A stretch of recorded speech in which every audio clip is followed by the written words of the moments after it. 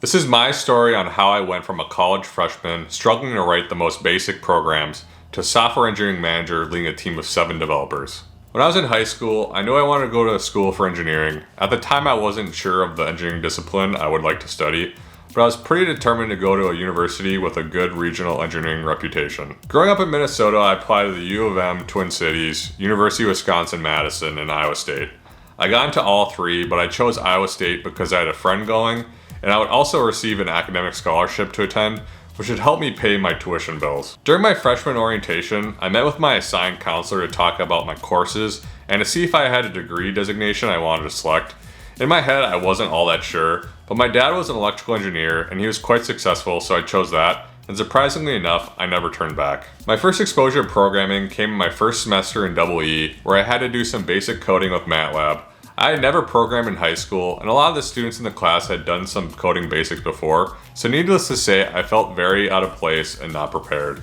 This was a continuing theme for the other 2 programming courses I needed to take as a EE. One was Intro to Java, and another was Embedded Systems Programming.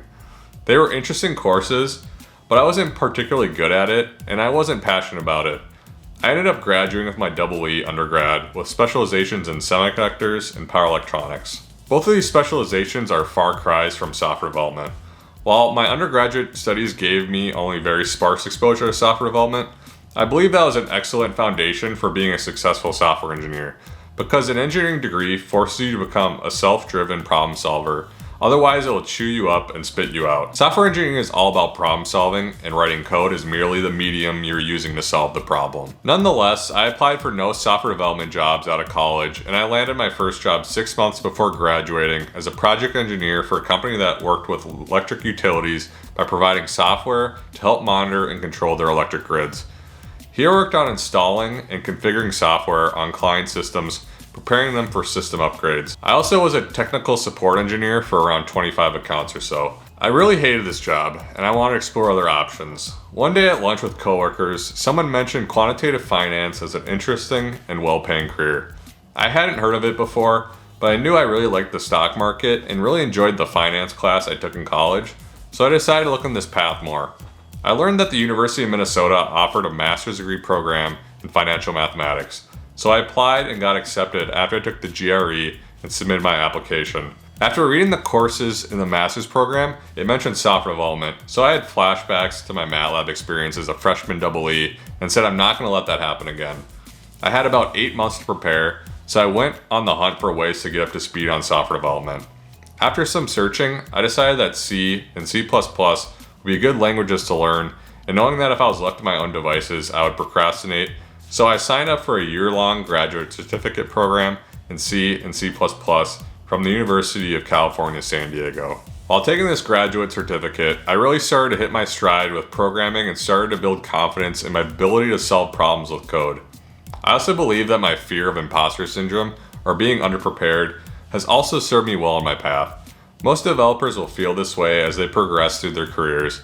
The ones that separate themselves will embrace this feeling and grow, while others may defer and stay in their comfort zone, stagnating. After building my confidence from the programming courses I was taking, I got the software development itch. Everything started to look like a problem I could solve with software. At my project engineering job, I had to manage a backlog of customer support tickets with the goal of driving those said tickets to closure, and I needed to continually alert people to follow up with me, so I wrote a VBA macro to read the last update timestamp and send emails to the owners if they haven't replied to me by a certain amount of time. Also during this time, I was really interested in evaluating stocks, but going to Yahoo Finance to pull prices and performance indicators was a pain. So I decided to write a super hacky Python script to scrape the HTML for the list of stock tickers I was interested in.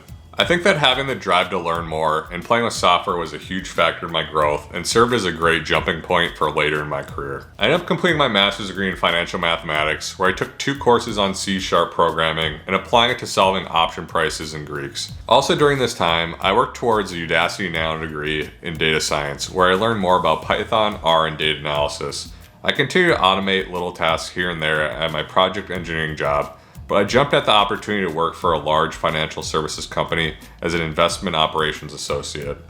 The reason I got this job is because they needed someone to come in and help automate their processes while working on the daily operational tasks. My passion for fixing problems with software and automating things got me this job.